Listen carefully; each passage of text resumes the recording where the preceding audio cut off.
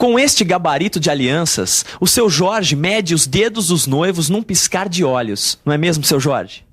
O gabarito é rapidinho. Ele mostra na hora o tamanho exato que a aliança deve ter. Na verdade, o que o seu Jorge faz é uma medição indireta. E as vantagens deste tipo de medição são tão grandes que garantem ao profissional de mecânica maior produtividade sem perda da qualidade. Para conseguir estes mesmos resultados, você vai conhecer nesta teleaula os calibradores. Se você quer produtividade na linha de produção, mas não quer perder a qualidade, não saia daí.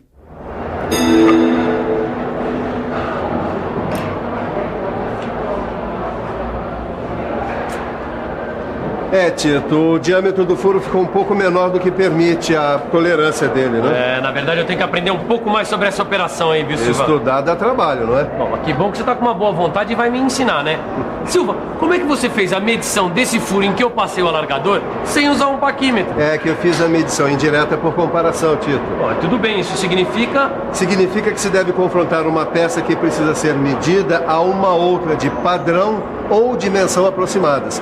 Quer dizer que eu verifiquei o diâmetro do furo por medição indireta com este calibrador tampão. Bom, tudo bem, mas em que caso deve-se fazer essa verificação? Ela deve ser feita ao longo do processo de produção. Tito, em mecânica nós somos uma espécie de vigilantes das medidas. E para fazer essa vigilância, não existe arma mais rápida do que o calibrador. Sofia, e por que o calibrador é rápido? Para entender isso, você tem que saber como funcionam os calibradores. Os calibradores são instrumentos que definem os limites máximo e mínimo das dimensões que devem ser comparadas na mecânica. E por que eles são tão diferentes? Os calibradores podem ter formatos especiais, dependendo das suas aplicações. Por exemplo, para verificar roscas, furos e eixos. Até que eles são bem pesadinhos, né? É que, em geral, eles são fabricados em aço carbono com as faces de contato temperadas e retificadas. Eles são usados nos trabalhos de produção em série de peças intercambiáveis. Intercambiáveis são aquelas peças que podem ser trocadas entre si, não é? Isso acontece quando as peças estão dentro da tolerância, quer dizer, quando estão entre o limite máximo e o limite mínimo. Ou seja, passa e não passa. Já que você é técnico, vê se eu tô certo. Para a peça ficar entre seu limite máximo e o seu limite mínimo, ela deve passar deste lado e não pode passar deste outro lado? Isso mesmo. Assim dá para saber logo se a peça está dentro da sua tolerância. Tá, mas que calibrador é esse que você está segurando? Esse aqui é um calibrador tampão para furos. É muito simples o seu funcionamento.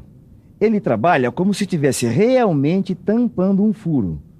O furo que tem que ser verificado deve permitir a entrada da extremidade mais longa do tampão, que é o lado passa, mas não o da outra extremidade, que é o lado não passa.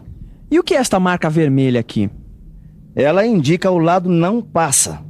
Esse tipo de calibrador é, em geral, usado em furos e ranhuras de até 100 milímetros. E esse aqui, Silva? Até parece que ele vai morder a peça em vez de verificar as suas dimensões. É por isso que ele é chamado de calibrador de boca. Tito, veja que esse tipo de calibrador tem duas bocas para verificação. Mas por que isso? Por quê? É porque uma passa com a medida máxima e a outra não passa com a medida mínima. Agora repara, Tito, que esse lado que não entra tem chanfro e a marca vermelha.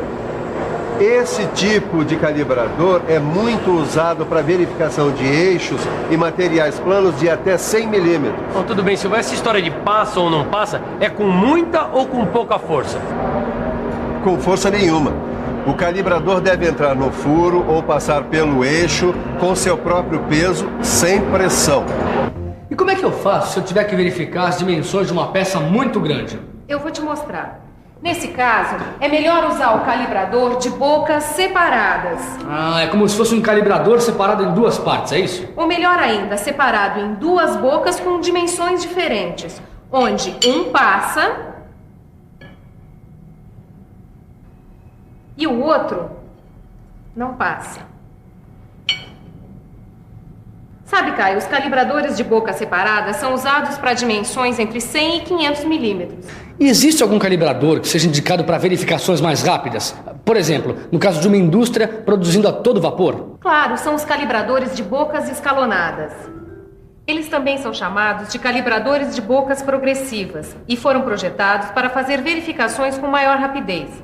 Repare que o eixo deve passar no Dmax, que é o diâmetro máximo, mas não deve passar no Dmin, que é o diâmetro mínimo. Ele é usado para dimensões de até 500 milímetros. Tudo bem. Para dimensões de até 500 milímetros, né? O profissional de mecânica usa esse modelo aqui. Mas e no caso da gente precisar fazer uma verificação de uma dimensão interna? O que usamos? Bom, neste caso usamos os calibradores chatos. Agora, este modelo aqui, também chamado de calibrador de contato parcial, é ótimo para verificações de dimensões internas na faixa de 80 a 260 milímetros por causa do seu peso. Este lado deve passar no espaço interno e este outro não deve passar. Já este outro modelo é indicado para dimensões internas entre 100 e 260 milímetros.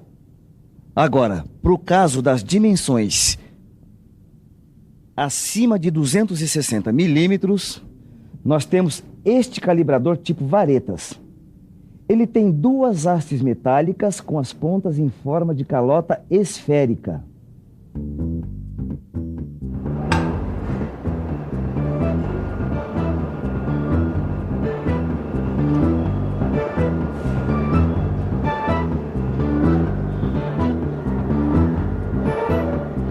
Ô Silva, eu tava pensando uma coisa aqui. Eu sei que os calibradores são uma mão na roda na linha de produção. Na verdade, eles são muito mais que isso, né? Eles aumentam a produtividade, garantindo um alto nível de qualidade. Sei, Titão, o que é que você estava pensando? É o seguinte, não seria muito caro para uma indústria pequena ou média, assim, munir a sua linha de produção com diversos tipos de calibradores? Bom, se é caro ou barato, eu não sei. Eu sei é que existe um tipo de calibrador ideal para essas empresas. São os calibradores de boca ajustáveis. Como eles têm a boca ajustável, consequentemente, vão reduzir os investimentos na compra de calibradores. Ah, eu acho que eu entendi. Eles vão substituir os calibradores para diversas dimensões. Exatamente. O calibrador ajustável para eixo tem 2 parafusos de fixação, além destes pinos de aço temperado e retificado. Ele é confeccionado em ferro fundido em forma de ferradura. Mas como é que funciona o ajuste deles? É preciso ajustar os pinos cilíndricos à tolerância da peça, que deve ser verificada.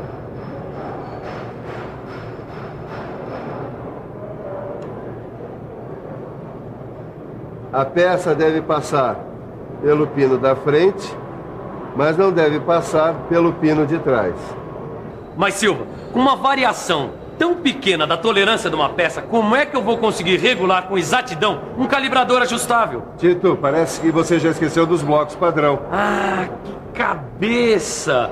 Quer dizer que para regular um calibrador ajustável, eu vou ter que contar com o auxílio dos blocos padrão de diversas medidas e tolerâncias. Caio, por favor, você me alcança esses 2 instrumentos aqui? Pra já, Sofia. O que você está fazendo, hein? Bom, agora eu vou verificar essas 2 peças de um conjunto cônico usando o calibrador tampão e o anel cônico. A verificação simples do cone é feita tentando movimentar transversalmente o tampão cônico. Quando o cone é exato, o movimento é nulo.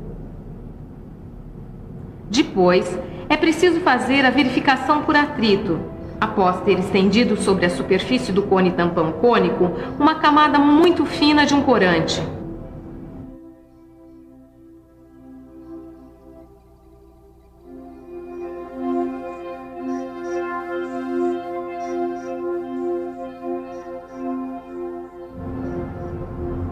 Ele vai deixar traços nas partes em contato.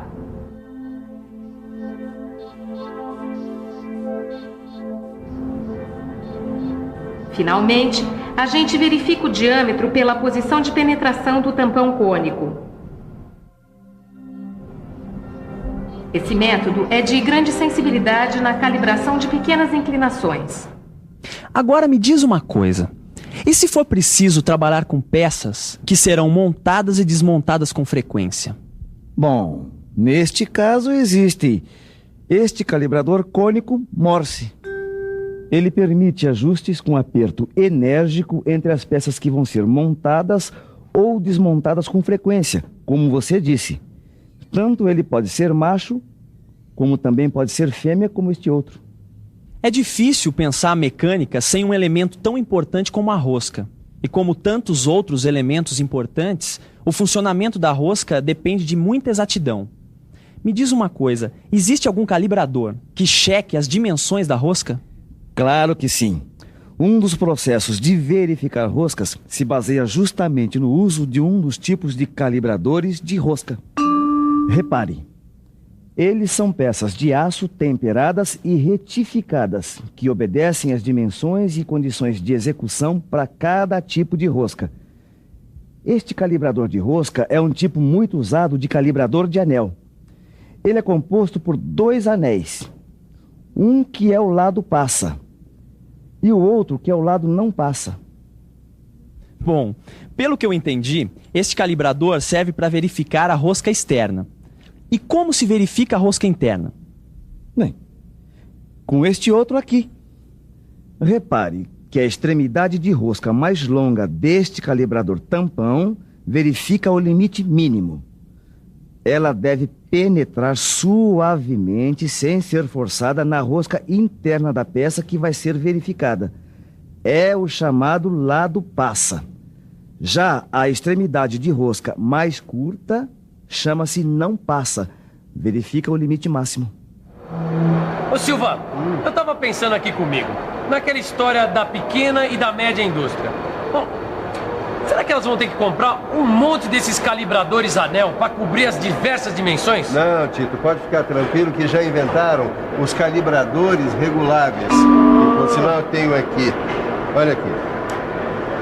Os calibradores de boca de rolete, em geral, são de boca progressiva. Isso faz com que a operação seja muito mais rápida, porque as peças, olha, não se aparafusam, viu? Poxa, isso é muito bom, hein, Silva? Exatamente. Repare que esses calibradores em forma de ferradura podem ter 4 roletes cilíndricos ou 4 segmentos. Esses roletes cilíndricos podem ter rosca ou sulcos, cujo perfil e passo são iguais à rosca que vai ser verificada e são ajustados às dimensões máxima e mínima do diâmetro médio dos flancos. Sofia, é assim que eu ajusto os roletes cilíndricos desse calibrador aqui? É assim mesmo, Caio. Agora você já pode guardá-los no armário. Tá, eu já vou guardar. Mas antes, me explica quais os cuidados principais que eu devo tomar para a melhor conservação desses calibradores. Olha, esses instrumentos, você precisa ter cuidado para eles não perderem exatidão. Ah, isso eu sei. Evitar choques, evitar quedas. Agora, o que é mais importante? A limpeza. A limpeza é muito importante. Sempre que você acabar de usar um calibrador, é importante você passar uma fina camada de óleo. Tá, e o que mais? Olha, você tem que lembrar de devolver eles aos estojos e guardar em local apropriado. Ah, tá. Olha, enquanto eu guardo os calibradores nesse estojo aqui, você dá uma boa revisada em tudo que a gente aprendeu hoje. E atenção, se liga aí que é hora da revisão.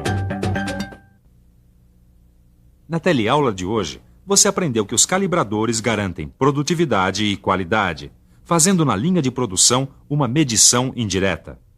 Depois, você conheceu o funcionamento de diversos tipos de calibradores. E ainda ficou sabendo de alguns cuidados importantes para a melhor conservação desses instrumentos de medição.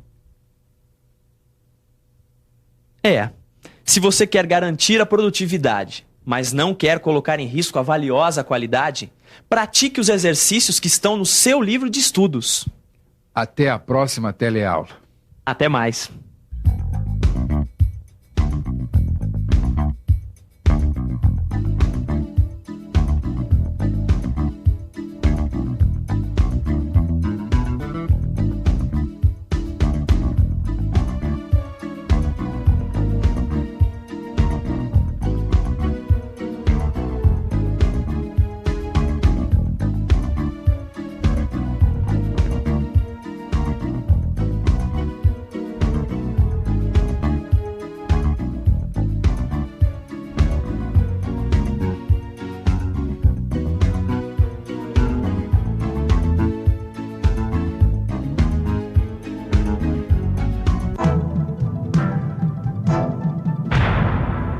Telecurso 2000, um programa de educação do Sistema Fiesp e da Fundação Roberto Marinho.